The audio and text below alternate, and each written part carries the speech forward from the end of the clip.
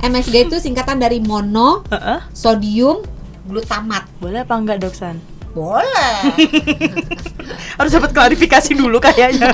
Boleh, sahabat Sonora tidak perlu khawatir untuk mengkonsumsi micin sepanjang tidak tergolong pada tadi yang orang-orang yang tidak bisa mentolerir adanya MSG, sehingga kalau mengkonsumsi MSG timbul keluhan-keluhan fisik gitu ya, kayak mukanya mungkin merah, tenggorokannya rasa kayak kering, haus, terus keringetan, mungkin agak deg-degan, mungkin ada sakit kepala, sakit perut dan seterusnya. Ya kalau memang ada keluhan fisik ya stop atau dikurangi.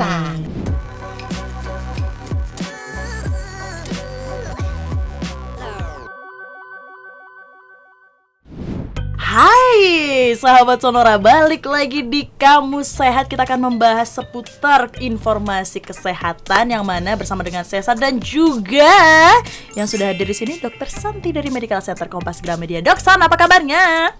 Luar biasa. Jaya. Kayak toko ban. Buat apa sih jaya? Kabar baik ya Dok San ya? Luar biasa baik. Ini mau berbagi lagi ke sahabat Sonora informasi kesehatan di Kamus Sehat ya? Selalu dong. Selalu always. Biar apa? Lebih sehat, biar lebih bersemangat, biar lebih bahagia. Semuanya. Kita mau ngomongin informasi kesehatan sahabat Sonora, tapi untuk kali ini kita akan membahas seputar micin. Ini sahabatnya Sesa, bestie banget nih Sesa sama micin. Bestie juga nggak sama Doksan? Luar biasa. Dari kecil. Iya ya, seumur gini. Kita dari kecil kayaknya kena micin terus ya Doksan ya? Makanya kayak gini. Kayak gimana? Nyaring. Nyaring. Nah, kalau kata Doksan kayak kita gini nih, cerdas gitu. Tapi katanya ada yang bilang micin bikin kita bodoh. Bener gak, Dok?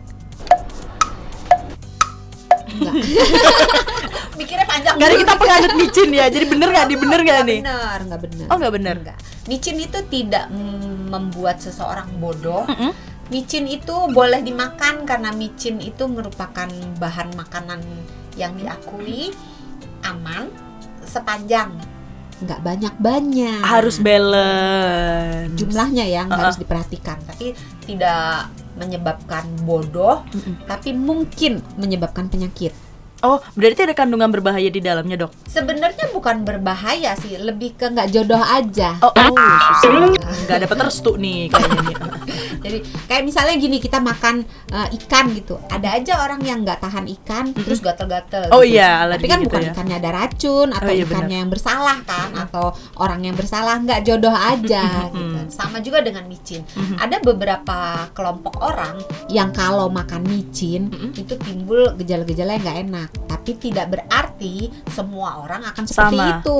Iya, sama kayak makan ikan. Beberapa orang gatal-gatal makan ikan, merah, bengkak mukanya gitu. Tapi kan nggak berarti semua orang kalau makan ikan akan seperti itu. Hanya kebetulan beberapa kelompok orang yang tidak bisa mentolerir micin.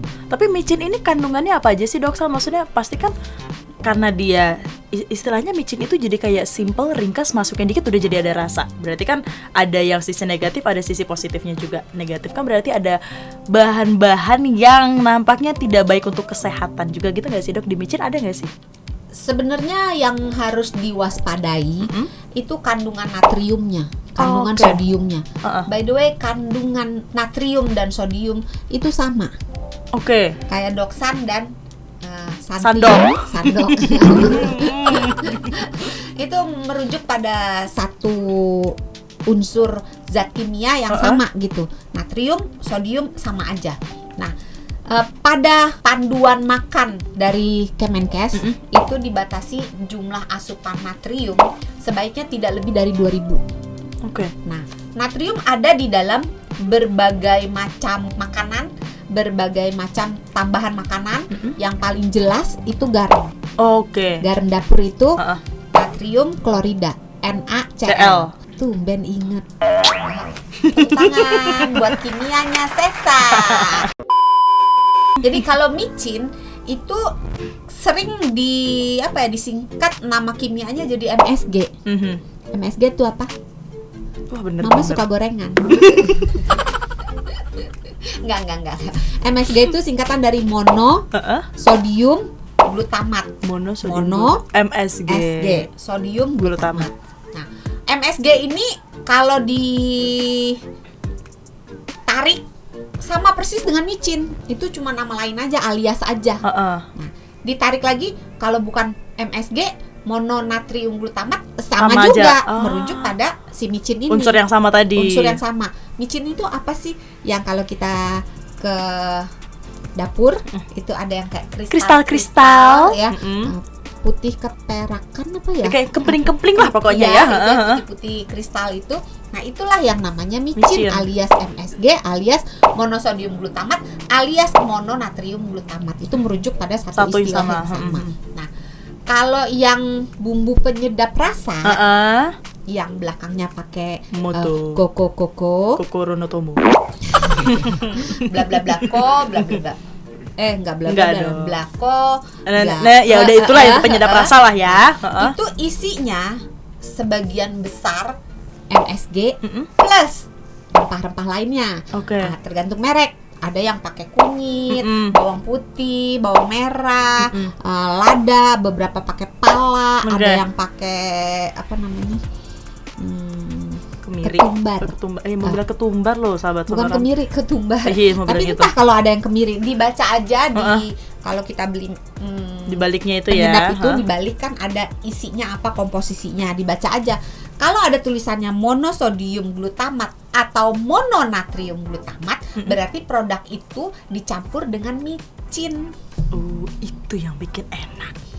Boleh apa enggak? Boleh apa enggak, Doksan? Boleh.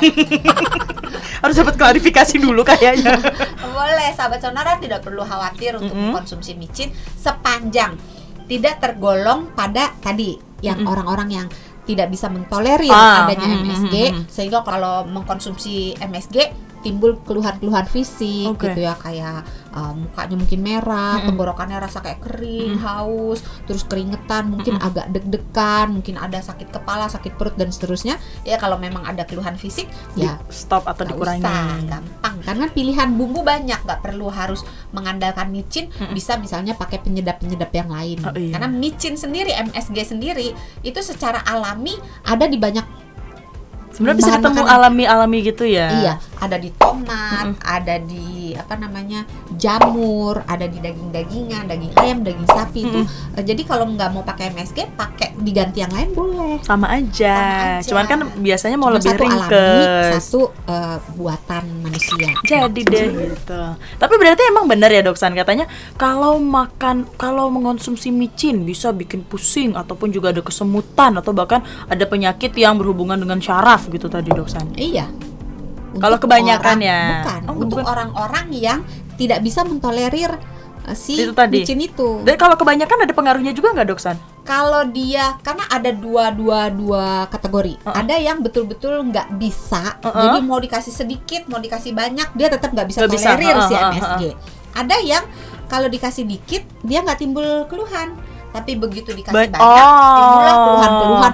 Dadanya berdebar lah, tadi saya bilang pusing lah, diare lah, sakit perut lah, tenggorokannya kering, haus, gitu, sakit kepala. Nah, kalau kayak gitu ya jaga, jangan sampai banyak-banyak. Tapi kalau memang nggak bisa tolerir sama sekali, dikit juga muncul, ya jangan dimakan MSG-nya, gampang kan? Kontrol dari kita ya sebenarnya, sahabat sonora dan juga Doksan. Hanya untuk ini kita bicarakan tadi untuk orang yang sehat ya, nggak ada masalah kesehatan apapun, batasannya itu. Tapi pada beberapa kelompok orang yang diminta oleh dokternya untuk membatasi kandungan natrium, tentunya harus memasukkan si micin maupun penyedap rasa ke dalam golongan yang harus dibatasi. Karena di dalam micin, di dalam penyedap rasa yang mengandung micin, mengandung MSG, itu ada zat kimia namanya natrium atau sodium itu. Jadi tetap harus dimasukin. Ini ngomongin micin, kalau tadi kan kita bilang yang sehat itu yang nggak bisa micin adalah yang dia tidak bisa mentolerir. Jadi sedikit apapun gitu langsung berasa gitu kan, Doksan. Nah, kalau untuk yang sehat nih, kita ngomong yang sehat. Sehari itu kita sebaiknya mengonsumsi micin tuh berapa sih? Ada takarannya nggak, Dok? Garam itu dengan micin itu kandungan natriumnya micin lebih rendah 1/3. Jadi sebetulnya untuk bisa lebih banyak. Iya, untuk penderita mungkin hipertensi atau orang-orang yang harus membatasi natrium, kalau dia mencintai rasa asin, tapi nggak boleh makan garam banyak-banyak, boleh sebagian garamnya diganti dengan micin. Supaya kandungan natriumnya turun tapi dapat gurihnya.